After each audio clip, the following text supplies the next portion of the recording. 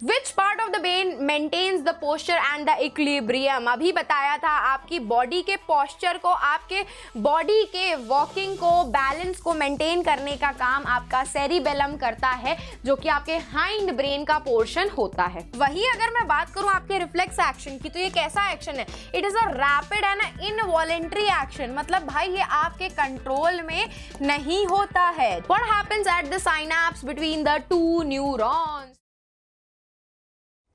हे सेल्स, कैसे हो आप सब? आई होप सब बहुत अच्छे होंगे।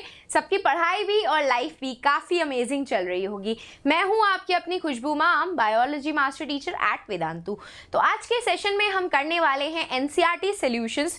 जैसे कि हम ऑलरेडी वन शॉट कर चुके हैं कंट्रोल एंड कोऑर्डिनेशन का, जिसमें हमने एक बार में पूरा चैप्टर रिवाइज कर लिया है। आज उसी चैप्टर के हम क्या करेंगे? एनसीईआरटी सॉल्यूशंस करेंगे, ताकि ये क्वेश्चंस जो बहुत ही ज़्यादा इंपॉर्टेंट है आपके बोर्ड्स के एग्जाम के लिए, इवन आपके स्कूल बेस्ड टेस्ट के लिए, तो आप इसको अच्छे से पढ़ करके जा रहे हो। चलो तो let's begin our session. Here we go with the very first question। क्या होने वाला है भाई? What is the difference between a reflex action and a walking? Walking और reflex action के बीच में क्या डिफरेंस होता है? तो वॉकिंग लिख लेते हैं, एक साइड पे हम लोग चल फिर रहे हैं बढ़िया से, और दूसरे साइड पे हम लिख लेते हैं आपका रिफ्लेक्स एक्शन। ठीक है, तो अगर मैं वॉकिंग की बात करूं तो वॉकिंग क्या होता है? It's a type of voluntary response, it's a type of voluntary actions, आपके कंट्रोल में होता है। ठीक है, कौन कंट्रोल करता है? आपका brain, that is the cerebellum. ठीक है, किसका पार्ट होता है? हाइंड ब्रेन का पार्ट होता है आपका। वही अगर मैं बात करूं आपके रिफ्लेक्स एक्शन की, तो ये कैसा एक्शन है? It is a rapid and involuntary action. मतलब भाई ये आपके कंट्रोल में नहीं होता है। ठीक है, और इसको कौन कंट्रोल करता है? भाई हमारा स्पाइनल कॉर्ड। यहाँ पे तो ब्रेन का कोई इन्वॉल्वमेंट ही नहीं होता है। कहीं ना कहीं आप मतलब आपका ब्रेन जो है आपके यहाँ पे रिफ्लेक्स एक्शन में इन्वॉल्व ही नहीं होता है। तो यही बेसिक सा डिफरेंस हो जाता है आपके वॉकिंग एंड रिफ्लेक्स एक्शन में। तो reflex action automatic involuntary response है, जबकि वॉकिंग एक वॉलेंट्री रिस्पॉन्स है जो आपका ब्रेन कंट्रोल करता है, and that to the cerebellum. ठीक है, चलो भाई next question. What happens at the synapse between the two neurons? तो देखो भाई, ये हो गया आपका फर्स्ट न्यूरॉन का क्या? एक्सॉन की एंडिंग। ये क्या हो गई? ये आपके पहले न्यूरॉन की एक्सॉन की एंडिंग, और ये दूसरे न्यूरॉन के क्या हो गए? डेंड्राइट्स हो गए। What are they? They are the dendrites of next neuron। ये जो स्पेस आपके बीच में दिख रही है, इसी को ही हम क्या बोलते हैं? साइनैप्स बोलते हैं। The junction between the two neurons is known as synapse। तो जब भी आपका इलेक्ट्रिकल इम्पल्सेस के फॉर्म में आपकी इंफॉर्मेशन एक्सॉन के एंडिंग पे आती है, तो यहाँ पे प्रेजेंट होते हैं वेसिकल्स, जिनके अंदर क्या प्रेजेंट होते हैं? न्यूरोट्रांसमीटर्स। क्या प्रेजेंट होते हैं? न्यूरोट्रांसमीटर्स। ये वेसिकल्स जो होते हैं आपके न्यूरोट्रांसमीटर्स को एक्टिवेट करके रिलीज करते हैं, और आपके यही इलेक्ट्रिकल इंपल्सेस जो होते हैं साइनैप्स में आकर के केमिकल सिग्नल में चेंज हो जाते हैं। ठीक है, केमिकल सिग्नल में चेंज आते हैं, फिर यहाँ से ट्रांसफर होने के बाद जैसे ही ये आपकी डेंड्राइट के सरफेस पे टच होते हैं, वापस से ये इलेक्ट्रिकल इंपल्स में कन्वर्ट हो जाते हैं। तो क्या होता है आपका? एक्सॉन की एंडिंग पे आपके इलेक्ट्रिकल इंपल्स केमिकल सिग्नल में चेंज हो जाते हैं by the help of neurotransmitters, और यही केमिकल सिग्नल फिर साइनैप्स को पास करके डेंड्राइट ऑफ नेक्स्ट न्यूरॉन पे जब टच करते हैं, तो वापस से इलेक्ट्रिकल इंपल्स में कन्वर्ट हो जाते हैं। इस तरीके से आपकी पूरी information axon ending to dendrite आपकी ट्रांसफर होती है। इलेक्ट्रिकल सिग्नल करती रहती है पूरी बॉडी में आपकी। ठीक है, चलो भाई, which part of the brain maintains the posture and the equilibrium? अभी बताया था आपकी बॉडी के पोस्चर को, आपके बॉडी के वॉकिंग को, बैलेंस को मेंटेन करने का काम आपका सेरिबेलम करता है, जो कि आपके हाइंड ब्रेन का पोर्शन होता है। Next question. How do we detect the smell of agarbatti incense stick? Nose के अंदर क्या प्रेजेंट होते हैं? We have olfactory receptors. क्या है? नोज भाई अपनी स्मेल के डिटेक्शन के लिए रिस्पॉन्सिबल होती है, जिसके अंदर रिसेप्टर्स प्रेजेंट होते हैं। कौन से रिसेप्टर्स? Olfactory receptors. यही ऑल्फैक्टरी रिसेप्टर्स आपकी स्मेल को डिटेक्ट करके कहाँ पर लेकर के जाते हैं? आपकी सेंसरी न्यूरॉन में लेकर के जाते हैं, और ये सेंसरी न्यूरॉन से आपकी इंफॉर्मेशन कहाँ ट्रांसफर होती है? दिमाग तक ट्रांसफर होती होती है कि भाई अच्छी सी स्मेल आ रही है। फिर आपकी यही इंफॉर्मेशन मोटर न्यूरॉन के थ्रू वापस से आपकी अफेक्टर ऑर्गन तक जाती है जब आप कहते हो हाँ कितनी अच्छी सी स्मेल आ रही है। तो इस तरीके से आपकी पूरी जो स्मेल होती है आपके नोज के रिसेप्टर से आपके ब्रेन तक और ब्रेन से आपके बाकी सारे बॉडी पार्ट्स तक पहुंचती है ताकि वो रिस्पॉन्स कर पाए। जैसे कि मैंने स्मेल किया, हाँ कितनी अच्छी स्मेल आ रही है, तो कितने सारे आपके डिफरेंट ऑर्गन्स इसमें इन्वॉल्व हो गए जो आपके एफेक्टर ऑर्गन बनाते हैं, जो रिस्पॉन्स करवाते हैं एट द एंड में। ठीक है, next question, What is the role of brain in reflex action? तो ये वाला क्वेश्चन शायद आप लोगों को नहीं पता होगा। एक छोटी सी इंफॉर्मेशन दे देती हूँ कि आपके जो रिफ्लेक्स एक्शन होते हैं ना उनमें आपकी थिंकिंग की रिक्वायरमेंट नहीं होती है। हमारी बॉडी को रिफ्लेक्स एक्शन के लिए एक ऐसा पाथवे यूज करना पड़ता है जहां से इंफॉर्मेशन फटाक से चुटकी बजाते हुए ट्रांसफर हो जाए और हम रिस्पॉन्स कर दे उस चीज का। अगर सपोज करो मैंने गर्म कप को छुआ, मैं सोचने बैठ गई अगर मैंने गर्म कप को छूंगी तो मुझे हाथ जल जाएगा, इतनी देर में तो मेरा हाथ जल जाएगा। तो मैं क्या करती हूँ, जैसे गर्म कप को छूती हूँ तुरंत अपना हाथ हटा लेती हूँ, तुरंत एक्शन परफॉर्म हुआ।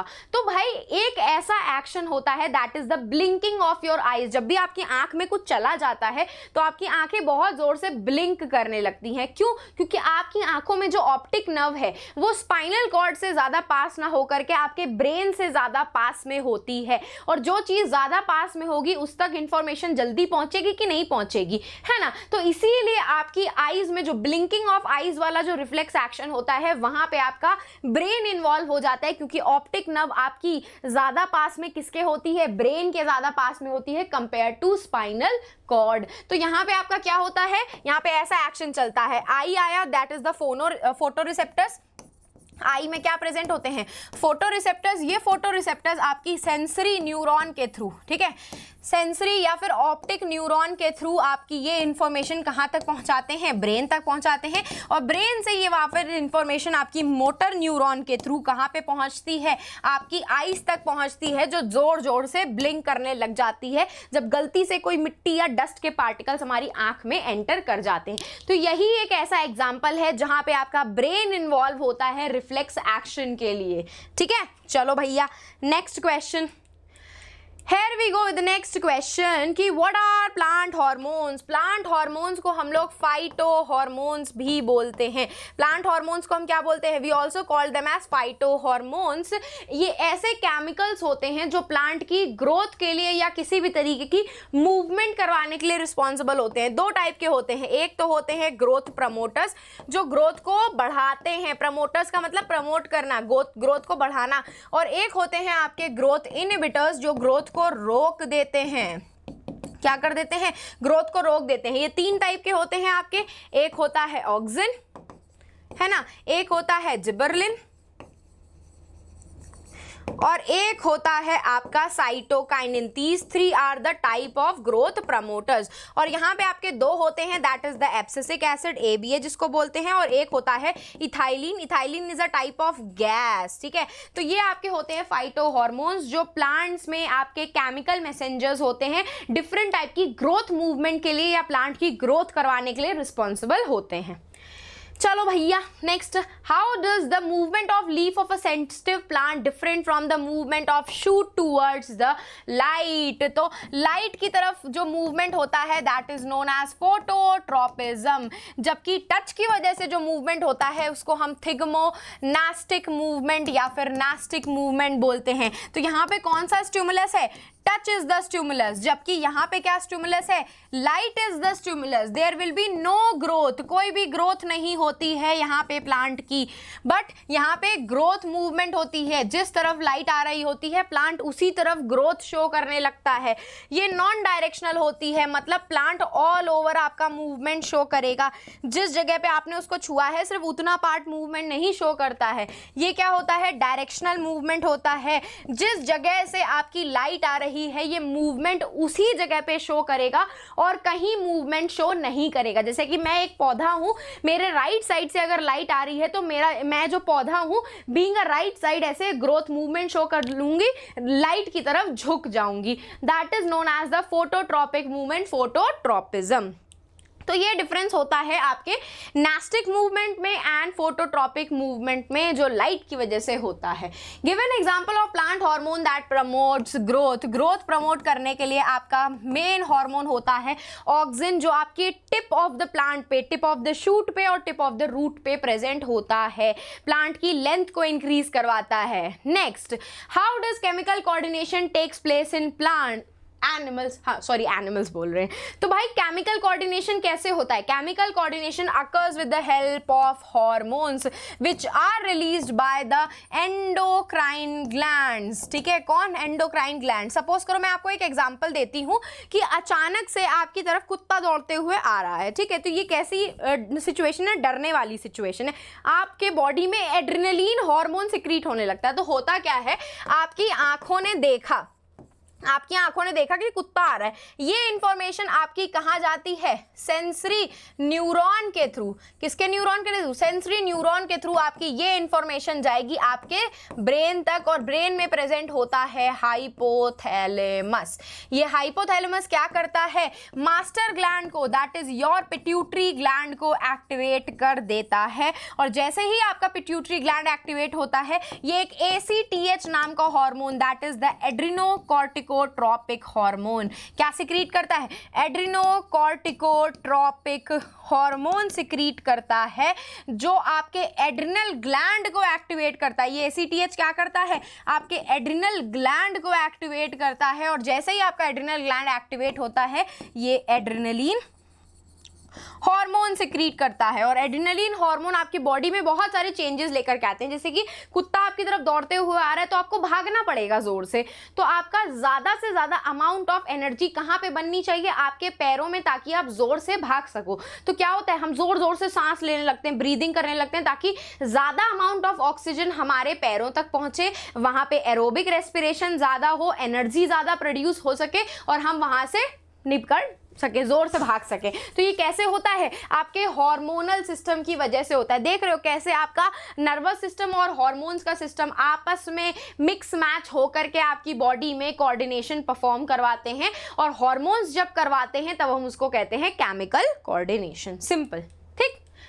Why is the use of iodized salt advisable? तो आयोडाइज सॉल्ट जो होता है आपके थायराइड ग्लैंड के प्रॉपर फंक्शनिंग के लिए ज़रूरी होता है। ये थायराइड ग्लैंड क्या सिक्रीट करता है? थायरॉक्सिन सिक्रीट करता है, जो आपके बॉडी के मेटाबॉलिज्म को कंट्रोल करता है। तो अगर आपने ठीक से नमक नहीं खाया तो ठीक से थायरॉक्सिन सिक्रीट नहीं होगा, ठीक से थायरॉक्सिन सिक्रीट नहीं होगा तो ठीक से आपकी बॉडी मेटाबॉलिज्म का प्रोसेस नहीं परफॉर्म कर पाएगी, और टोटल मिलाकर के आपकी बॉडी डिसीज्ड हो जाएगी, आपको किसी तरीके का बीमारी हो जाएगा। ठीक है, next question, how does our body response when adrenaline is secreted into the blood? तो जैसे ही हमारी बॉडी में एड्रेनलिन सिक्रीट होता है तो हमारी ब्रीदिंग रेट इंक्रीज हो जाती है। क्या हो जाती है? ब्रीदिंग रेट इंक्रीज हो जाती है, ब्लड प्रेशर इंक्रीज हो जाता है, और हमको वो स्ट्रेस और इमरजेंसी सिचुएशन में डील करने के लिए इस तरीके से हमारी बॉडी रिस्पॉन्स करती है। अब हम जोर जोर से सांस लेते हैं ताकि ऑक्सीजन ज़्यादा पहुंचे, ब्लड बहुत जोर जोर से बहने लगता है, फ्लो करने लगता है, तो ब्लड प्रेशर इंक्रीज हो जाता है। इसकी वजह से ज्यादा अमाउंट ऑफ आपका जो ब्लड होता है वो पैरों की तरफ जाता है, और वो आपका रिस्पॉन्स क्रिएट करते हैं एनर्जी ज्यादा मिलने की वजह से। तो इस तरीके का रिस्पॉन्स आपका एड्रेनलिन हार्मोन शो करता है जब भी कोई स्ट्रेस या फिर इमरजेंसी की सिचुएशन आती है। नेक्स्ट भैया, why are some patients of diabetes treated by injection of insulin? तो इंसुलिन कौन सिक्रीट करता है? पेनक्रियास सिक्रीट करता है आपका इंसुलिन। ये जो इंसुलिन होता है आपके ब्लड के अंदर आपके ग्लूकोज को कंट्रोल करता है। क्या करता है? आपके ब्लड के अंदर ग्लूकोज को कंट्रोल करता है, उसके लेवल को डिक्रीज करता है। ठीक है, लेकिन अगर आपकी बॉडी में ये पेनक्रियास ठीक से काम नहीं कर रहा है या इंसुलिन ठीक से सिक्रीट नहीं हो रहा है, तो आपकी बॉडी में जो ये ग्लूकोज का लेवल है ये इतना बढ़ जाएगा कि आपको बाकी सारी बीमारियां, आपके ऑर्गन फेलियर के चांसेस हो सकते हैं। तो इसीलिए जिन पेशेंट के अंदर डायबिटीज की प्रॉब्लम होती है, जिनका पेनक्रियास ठीक से काम नहीं कर रहा होता है क्योंकि वो इंसुलिन नहीं ठीक से सिक्रीट कर रहा होता है, उनको बाहर से ये इंजेक्शन ऑफ इंसुलिन दिया जाता है ताकि जब भी वो खाना खाएं उसके बाद उनके ग्लूकोज का लेवल कंट्रोल में रहे। बढ़ जाएगा तो ऑर्गन फेलियर के चांसेस हो सकते हैं। सिंपल। नेक्स्ट आ जाते हैं, which of the following is a plant hormone? Cytokinin is the plant hormone. Next, draw the structure of neuron and explain its function. ये लो भैया न्यूरॉन का स्ट्रक्चर बना देते हैं, ये तो भैया आप लोगों ने 9th क्लास में पढ़ा हुआ क्वेश्चन है, ये तो आप सब लोगों ने अपने 9th क्लास में पढ़ा है क्वेश्चन, है ना। ये होता है आपके न्यूरॉन का डायग्राम, प्यारा सा बढ़िया सा, है ना।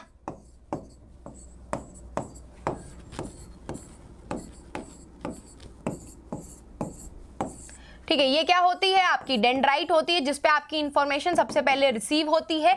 ये क्या होती है? सेल बॉडी होती है। डेंड्राइट से इंफॉर्मेशन आपके सेल बॉडी पे जाती है, सेल बॉडी के बाद इंफॉर्मेशन आपकी एक्सॉन पे जाती है, और एक्सॉन के बाद एक्सॉन की एंडिंग पे जाती है। एक्सॉन के सराउंडिंग में एक शीथ प्रेजेंट होती है जो आपके नर्व इंपल्सेस को, इलेक्ट्रिकल इंपल्सेस को इधर उधर भागने नहीं देती है, that is the myelin sheath. तो ये हो गया आपके डायग्राम, और आपको पता ही है न्यूरॉन का फंक्शन क्या होता है, ये इंपल्सेस को, आपकी इंफॉर्मेशन को ट्रांसमिट करवाने में मदद करता है। ठीक है, चलो, how does phototropism occur in plant? तो ध्यान से सुनना। सपोज करो ये मेरा प्लांट है, ठीक है, ये मेरा प्लांट है, ठीक है, और प्लांट की टिप पे क्या प्रेजेंट होता है? ऑक्सिन प्रेजेंट होता है। ठीक है, सपोज करो इस साइड से क्या आ रही है? सनलाइट आ रही है। क्या आ रही है? सनलाइट आ रही है। तो जिस साइड से सनलाइट आ रही होती है, जो आपका ऑक्सिन होता है उसको सनलाइट से बड़ा डर लगता है, वो उससे दूर भाग जाता है। जैसे कि तुम लोग जब भी लौकी की सब्जी देखते हो ना, तो सड़ा सा मुंह बना करके वहां से भाग जाते हो ताकि लौकी की सब्जी खानी ना पड़े। सिमिलरली जब भी आपके प्लांट पे सनलाइट आती है, तो ये टिप पे जो ऑक्सिन प्रेजेंट होता है, ये लाइट सेंसिटिव होता है, इसको लाइट से बड़ी एलर्जी होती है। तो जिस जगह से लाइट आ रही होती है, ये इसके ऑपोजिट में मूव कर जाता है। कहां मूव कर जाता है? ऑपोजिट में मूव कर जाता है, और ऑपोजिट में मूव करके क्या करता है? सेल एनलार्जमेंट करता है, बड़े बड़े सेल्स बनाता है, और जिसकी वजह से ऐसा लगता है कि जिस जगह से लाइट आ रही है, प्लांट उस जगह पे ऐसे टिल्ट हो गया है, डाउनवर्ड उस मूव कर गया है। ठीक है, और ये एक्चुअली में होता किसकी वजह से है? ऑक्सिन की प्रेजेंस की वजह से होता है, क्योंकि ऑक्सिन जो होता है वो लाइट सेंसिटिव होता है, उसको लाइट पसंद नहीं होती है। तो जिस जगह से लाइट आ रही होती है, ऑक्सिन उसके अपोजिट साइड में मूव करके सेल की एनलार्जमेंट कराता है, सेल को बढ़ाता है। यहाँ पे ज्यादा सेल होने की वजह से प्लांट जो होता है सनलाइट की तरफ टिल्ट हो जाता है। ठीक है, ये होता है एक्चुअली में फोटोट्रोपिज्म। देख रहे हो कैसे टिल्ट हो गया, bending of plant towards the light, और ये किसकी वजह से होता है? ऑक्सिन की वजह से होता है। Which signal will get disrupted in case of spinal cord injury? That is the reflex action, क्योंकि रिफ्लेक्स एक्शन ही तो भैया कौन कंट्रोल करता है? आपकी स्पाइनल कॉर्ड कंट्रोल करती है। How does chemical coordination occur in plants? Chemical coordination कैसे होता है? आपके फाइटो हार्मोन्स की वजह से होता है, that is the plant hormones की वजह से होता है। वही आपका फोटोट्रॉपिक मूवमेंट नहीं करवा रहे थे, अभी बताया था ऑक्सिन। ऑक्सिन क्या है? फाइटो हार्मोन्स है। वही आपके केमिकल कोऑर्डिनेशन के लिए प्लांट्स में रिस्पॉन्सिबल होता है, जिनको देख करके हमें ऐसा लगता है कि प्लांट हमारा मूवमेंट शो कर रहा है, ग्रोथ मूवमेंट शो कर रहा है। Next question, how are involuntary action and reflex action different from each other? तो देखो भाई, ये रहा हमारा रिफ्लेक्स एक्शन और ये रहा हमारा इनवॉलेंट्री एक्शन। ठीक है, रिफ्लेक्स एक्शन क्या होता है? रैपिड होता है, रैपिड होता है, अचानक से होता है, ऑटोमेटिक होता है, खुद ब खुद होता है, अचानक से होता है, स्पॉन्टेनियस होता है, अचानक से हो जाता है, कभी भी हो जाएगा ये, है ना। जबकि आपका इनवॉलेंट्री एक्शन जो होता है, ये आपके ब्रेन के कंट्रोल में होता है। ब्रेन का कौन सा पार्ट कंट्रोल करता है? मेडुला ऑब्लोंगेटा कंट्रोल करता है। यहाँ पे कोई रैपिड रिस्पॉन्स नहीं होता, अपनी पेस से ये एक्शन होता रहता है। रिफ्लेक्स एक्शन में आपका स्पाइनल कॉर्ड इन्वॉल्व होता है। इनवॉलेंट्री एक्शंस रैपिड नहीं होते हैं, ना ही ऑटोमेटिक होते हैं, अपने आप होते हैं, ऑटोमेटिक होते हैं, स्पॉन्टेनियस नहीं होते कि अचानक से हो रहे हैं, ऐसा नहीं होता। दिल आपका अचानक से धड़कने लगता है या स्टमक आपका अचानक से गुड़गुड़ करने लगता है, ऐसा नहीं होता है। अपना अपना मूवमेंट बॉडी का इंटरनल अपने आप ही होता है। बस रिफ्लेक्स एक्शन रैपिड मूवमेंट होता है। It's a type of involuntary, क्योंकि ये हमारे कंट्रोल में नहीं होता। और ये कौन कंट्रोल करता है? आपकी स्पाइनल कॉर्ड। जबकि इनवॉलेंट्री एक्शंस आपका ब्रेन का part, that is the medulla oblongata control करता है। Compare and contrast nervous and hormonal mechanism, इसके ऊपर आपके बोर्ड्स में क्वेश्चन पूछा गया है। ये आपका इंपॉर्टेंट क्वेश्चन है, एज इट इज उठा करके कंपेयर एंड कंट्रास्ट पूछा गया है। अगर मैं नर्वस मैकेनिज्म की बात करूं तो कौन इन्वॉल्व होते हैं, आपके नर्व सेल्स इन्वॉल्व होते हैं। सिग्नल जो होता है बहुत तुरंत क्विकली ट्रांसफर होता है और रिस्पॉन्स भी आपका क्विक होता है। तुरंत रिस्पॉन्स, तुरंत इंफॉर्मेशन गई और तुरंत रिस्पॉन्स हुआ, ठीक है। और सिग्नल कैसे ट्रांसफर होता है, न्यूरॉन्स के थ्रू ट्रांसफर होता है, लेकिन इसका जो रिस्पॉन्स होता है वो काफी कम टाइम के लिए होता है, शॉर्ट लिव्ड होता है। और ये जो सिग्नल्स होते हैं ये कुछ बहुत बॉडी पार्ट तक पहुंच सकते हैं, हर एक बॉडी पार्ट तक नहीं पहुंच सकते। ये सबसे बड़ा लिमिटेशन होता है हमारे नर्वस सिस्टम का। और साथ साथ में अगर एक बार हमारे नर्वस सिस्टम ने इंफॉर्मेशन पहुंचा दी तो वापस से उसे इंफॉर्मेशन पहुंचाने के लिए थोड़ा सा रीसेट करना पड़ता है। जैसे हमें डिवाइस को क्या था, बग फ्री या वायरस फ्री करने के लिए उसको रीसेट या रिबूट करना पड़ता है। सिमिलरली हमारे नर्वस सिस्टम को वापस से काम करने के लिए खुद को रीसेट करना पड़ जाता है। जबकि अगर हम हार्मोनल सिस्टम की बात करें तो यहाँ पे एंडोक्राइन ग्लैंड्स इन्वॉल्व होते हैं। सिग्नल स्लोली ट्रांसफर होता है, रिस्पॉन्स भी स्लो होता है। किसके थ्रू ट्रांसफर होता है, ब्लड के थ्रू, लेकिन इसके इफेक्ट जो होते हैं काफी लंबे टाइम तक चलते हैं। आपने देखा जैसे मेडिसिन का इफेक्ट बहुत लंबे टाइम तक चलता है, वैसे ही एक बार अगर हार्मोन हमारे ब्लड में रिलीज हो गया तो उसका इफेक्ट हमारी बॉडी में बहुत ही लंबे समय तक के लिए रहता है। और यहाँ पे इंफॉर्मेशन जो है आपकी हार्मोन्स के, केमिकल्स के फॉर्मेट में ट्रांसफर होती है, जबकि आपके यहाँ पे इलेक्ट्रिकल इंपल्सेस के फॉर्मेट में इंफॉर्मेशन ट्रांसफर हुई थी, ठीक है। So this is the end of our NCERT solutions. तो बस जाते जाते मेरे प्यारे बच्चों को क्या करना है, टेलीग्राम चैनल को ज्वाइन कर लेना है ताकि कोई भी इंपॉर्टेंट अपडेट्स आप लोगों से मिस आउट ना हो जाए, क्योंकि भाई यही एक ऐसा चैनल है जहां पे आपको हर एक सेशन की नोटिफिकेशन टाइमली दी जाती है। और अगर इन केस आपको मुझे पर्सनली रीच आउट करना है या प्यारा सा नोट्स चाहिए, इंफॉर्मेशन चाहिए, कंटेंट चाहिए, तो आप मेरा इंस्टाग्राम चेक कर सकते हो। वहां पे अभी रिसेंटली में ही मैंने 2 टॉपिक्स के ऊपर कंटेंट अपलोड किए थे, तो आप वो भी चेकआउट कर सकते हैं।